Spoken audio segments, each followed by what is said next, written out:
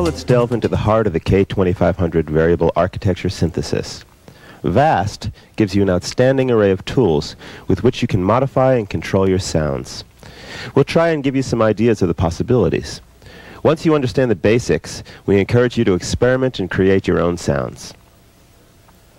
First, we need to talk about VAST algorithms. This is the heart of VAST. An algorithm is very simply a signal processing path. It controls how your audio signal is routed. When you first press Edit in the program mode, you'll find yourself on the algorithm page. If you highlight the algorithm parameter and scroll through the different algorithms, you will notice that they consist of between 3 and 5 boxes.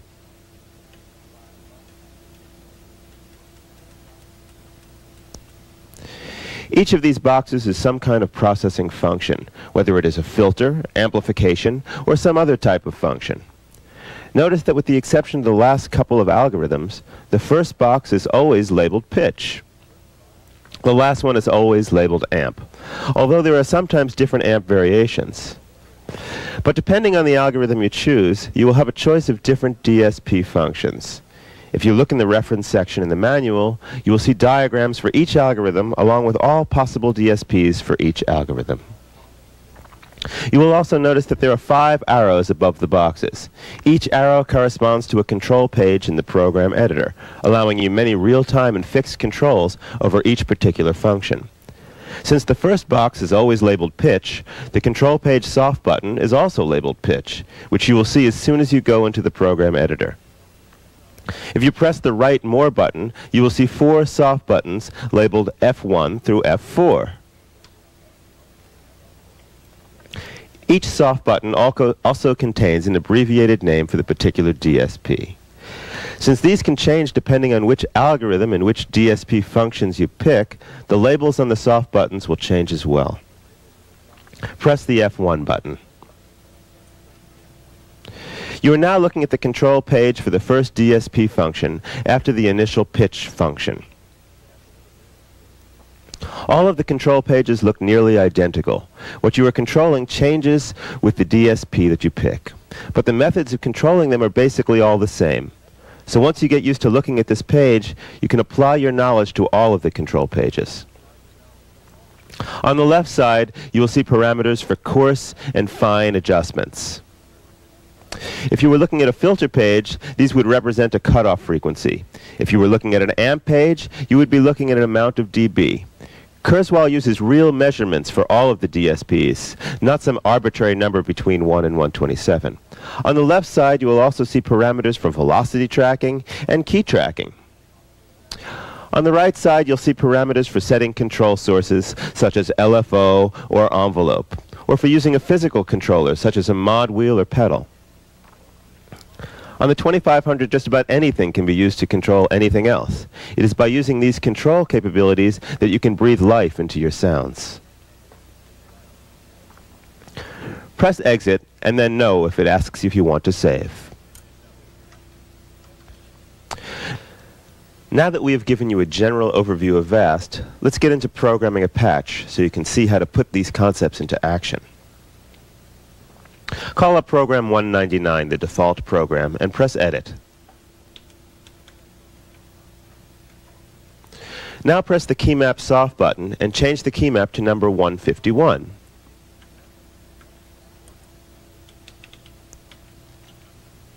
This is the sawtooth waveform. Now press the algorithm soft button and the cursor up button. Change the algorithm to number 9. Now cursor back down and set the second box to saw plus.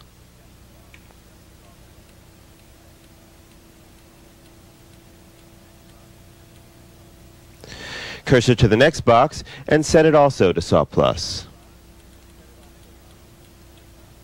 Finally, cursor to the next box and set that to LP2 res.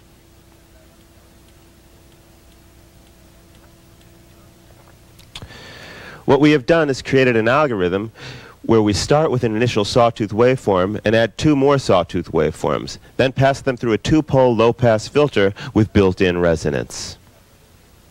What's really great is that the two additional waveforms are created by vast DSPs, so they don't take up any additional voices of polyphony. This means that we have 3 oscillators playing, but we're only using 1 voice of polyphony. When you first select the filter DSP, it defaults to a fairly low cutoff. So that we can more clearly hear the changes we'll be making, we are going to temporarily raise the cutoff. While the filter DSP is still highlighted, press Edit.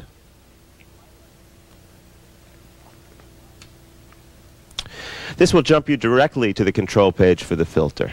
Using the data wheel, set the course parameter to C8, which is 4186 Hz.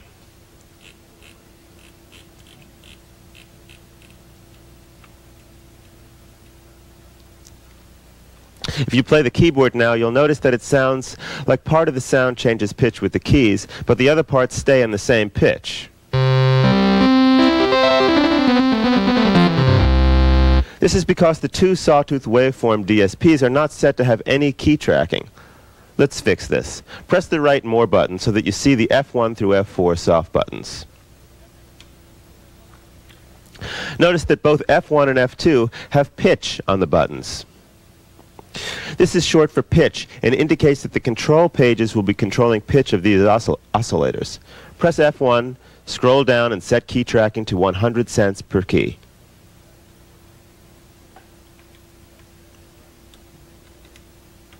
Press the F2 button and do the same thing.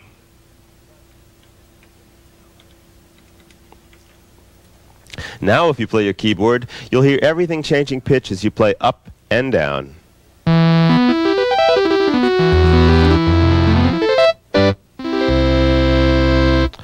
Next, we'll detune the oscillators to give the program a fatter, more analog sound. Go back to the F1 page and change the fine parameter to -7 cents. You can use the plus/minus button on the keypad to enter negative numbers. Since there are 100 cents per semitone, this is only a small amount of detuning.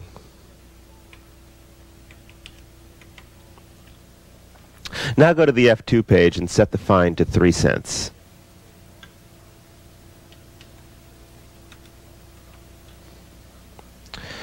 We will also drop this oscillator down an octave by setting the course parameter to -12 semitones.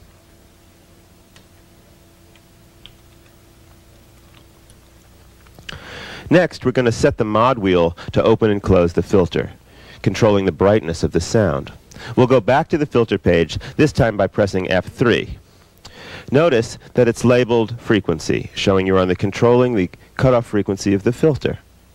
Set the course parameter to C4, which is 262 Hz.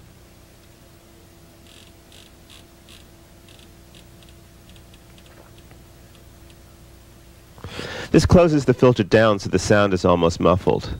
Now we'll assign the mod wheel to control the filter. Scroll over to the source 1 parameter. We offer an extremely wide range of control sources, and it can take a while to scroll through them. So Kurzweil gives you an easy way to call up a control source, called intuitive entry. Press and hold the Enter button, then move the mod wheel on your keyboard. If the mod wheel on your keyboard is set to send MIDI controller 1, then the display should change to M wheel. Next, set the depth parameter to 6,500 cents.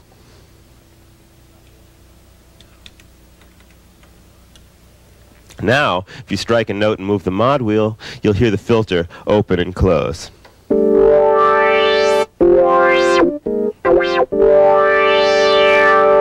You'll also hear that characteristic wow that comes with using resonance on a filter, because the filter we have chosen has resonance automatically added.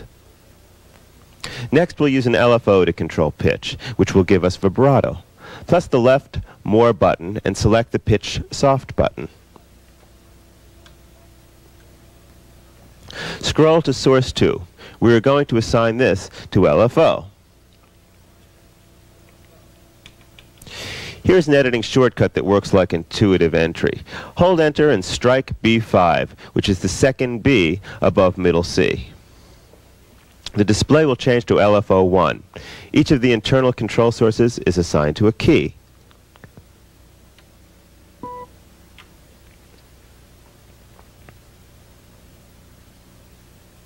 If you have certain control sources you use over and over again, you can quickly call them up by memorizing which key they're assigned to.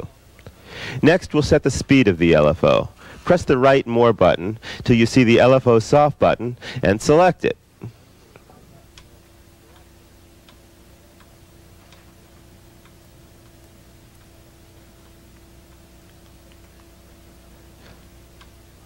Set the minimum rate for LFO1 to 5.50 Hz.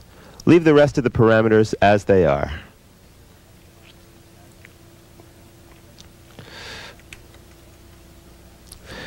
Now here's another shortcut. We need to go back to the pitch page. Instead of using the More buttons to get back, press the MIDI mode button, which is also marked Previous Page in green.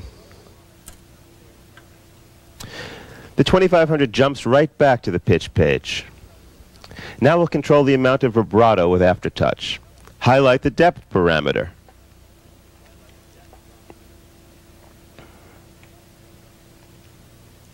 Hold Enter and press D2, which is the second D below middle C. This selects mono pressure. If your keyboard has poly pressure and you want to use it, hold Enter and press B4.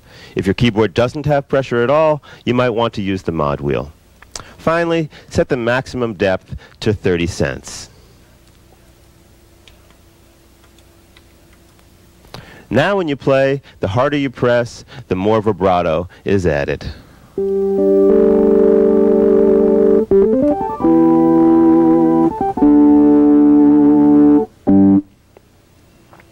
Next, we're going to program an amplitude envelope to control the shape of the sound. Scroll with the More buttons till you see Amp Envelope and select it.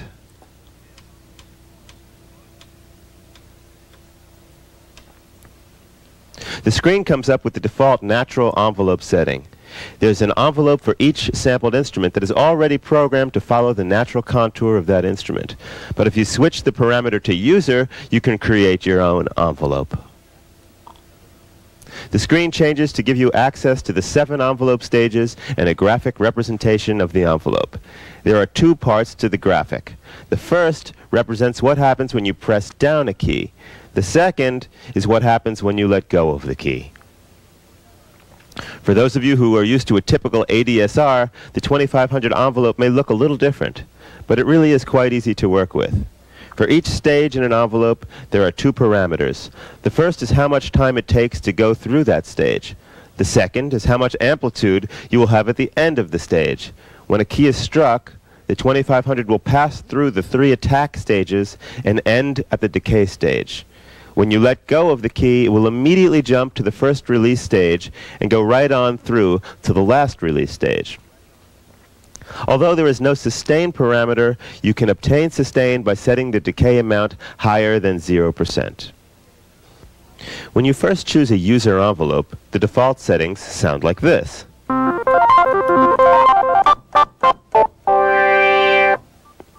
We'll change it to the following amounts. We'll leave the first attack stage at its defaults, but set the attack 2 time to 0.20 and the amount to 50%.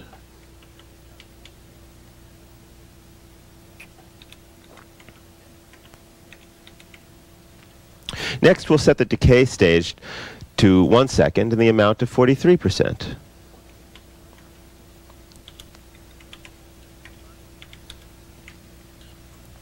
Finally, let's set the release 1 time to 2 seconds and the amount to 0.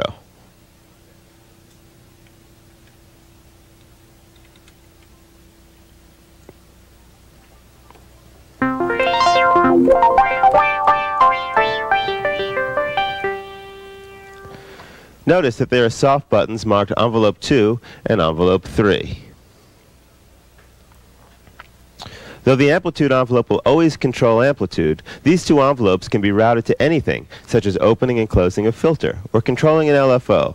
In addition, you will also find a page with settings for 2 ASRs, which are simplified envelopes that can also be used to control anything you want. Now we'll add another layer to our program to create an even bigger sound. Press either of the More buttons until you get to the set of soft buttons that start with New Layer.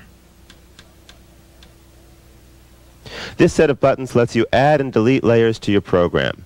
When adding, you can add a default layer, duplicate the current layer, or even import a layer from another program. Let's duplicate this layer by pressing the Dupe Layer button. Notice the display now shows we are on layer 2 of 2. With 2 layers, our patch is starting to get too loud. So we'll bring down the volume of both layers. Scroll and select the F4 amplitude page. We will set the adjust parameter for each layer to 2 decibels. Remember that when you switch from layer to layer using the layer zone buttons to the left of the display, and that you can listen to the individual layers by using the mute buttons.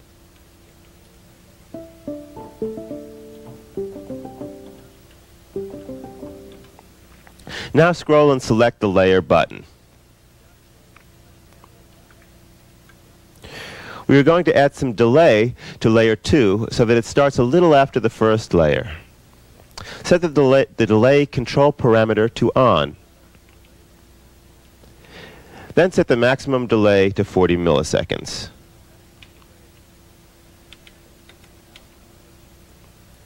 Next, we will set the outputs for each layer. Press the Write More button till you see output and press that button. This page allows you to choose the output pair and panning for each layer. If you wanted to use a single out, you would choose a particular pair, then pan it hard left or hard right.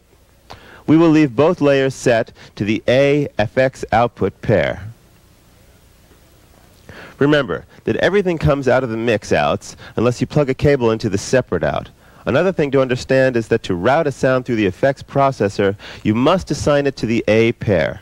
But the effects only come out of the mix outs. The actual A separate outs are dry. So to use the internal effects, make sure you route the layer to A and then have cables plugged into the mix outs and not the A separate outs. The panning is determined by the pan and the mode parameters. The mode parameter has several values. The default is plus MIDI. This setting takes the initial setting of the pan parameter and will change if you send MIDI controller 10, the pan control. If it is set to fixed, it will stay at the settings you set for the pan parameter and will ignore controller 10. Auto and reverse will determine the pan position based on the key range. In other words, as you play across the keyboard, the pan position will move. Auto moves left to right as you go up the keyboard. Reverse is good for a string section, mimicking the way a string section sets up, with the basses on the left and the violins at the right. Let's set layer 2, which we are currently on, hard right, and layer 1, hard left.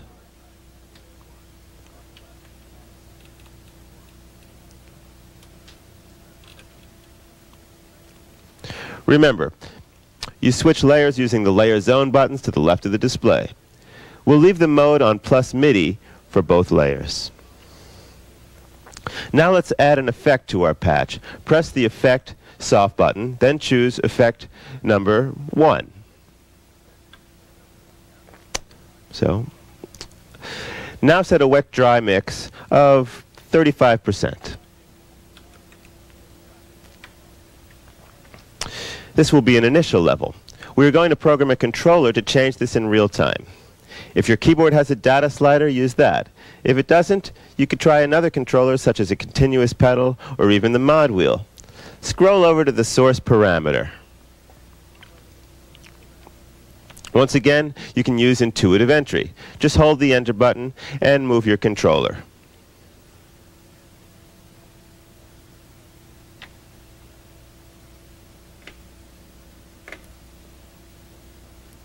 Then set the depth to 30%. While you're editing, if you want to listen to your sound without effects, you can press the Effects button and the signal will temporarily bypass the effects processor. Just press Effects again to add the effects back in.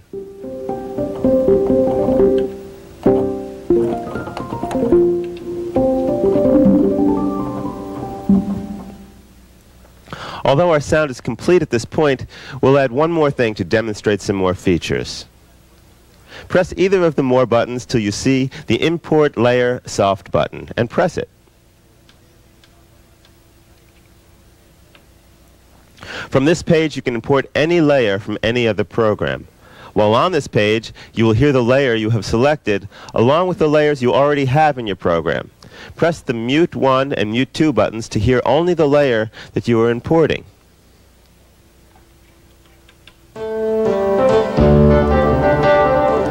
You can scroll through various programs. Then, when you find the program you want, use the Layer Zone buttons to select the particular layer that you want. Let's choose Layer 1 from Program 35.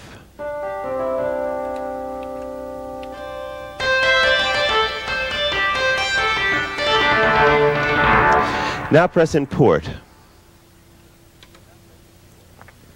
The screen shows you that Layer 3 was imported and returns you to the previous screen you were on. Now use the More buttons, select the layer page once again. We're going to program things so that you can use the Sustain pedal to switch between this new layer and the other two layers. First, we will set each layer so that it will not sustain when it gets the Sustain pedal controller. Scroll to the parameter that says Sus pedal and turn it off for each layer.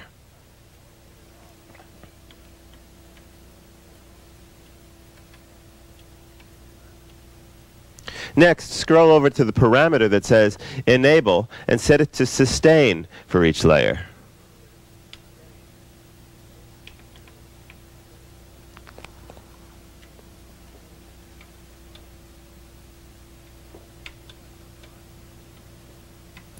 Just like with the mod wheel, you can do this quickly by holding Enter and stepping on the Sustain pedal.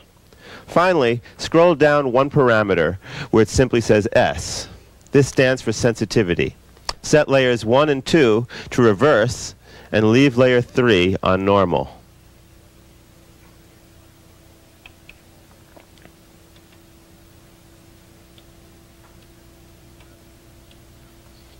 The sensitivity parameter works in conjunction with the two numbered values you see immediately to the right.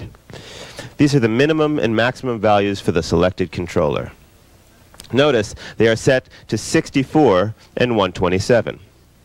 These would constitute the on values for any switch controller. The off values would be 0 through 63. So now, when the Sustain pedal is turned on by stepping on it, you will hear layer 3. And when the pedal is off, you will hear layers 1 and 2. First, I'll unmute the first two layers.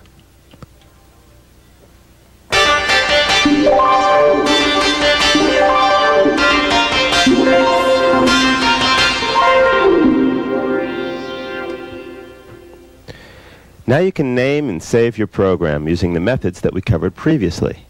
So let's say I was editing my Rock Band program, maybe changing the sine wave here or some particular edit, and a note becomes hung up like this. I now would be forced on most synthesizers to exit and save whatever changes I've made and get out of my editing. On our instrument, a simple press of the two buttons under the More and Pitch will send the All Notes Off command and silence a stuck note. We'll also reset controllers. Let's say all of a sudden now my pedal isn't sending sostenuto, and it should be. By pressing the buttons under Key Mapper Layer, actually it's just the middle two buttons here, I can then enter a diagnostic page where maybe I want to look at MIDI. And now I can see, for example, that I am transmitting correctly, my pedal is sending, or maybe my keyboard is sending note on, note offs correctly. I can then exit out of this screen and still be in my editing dialog. That's all we have time to cover in our programming tutorial. There are many other parameters that you can explore.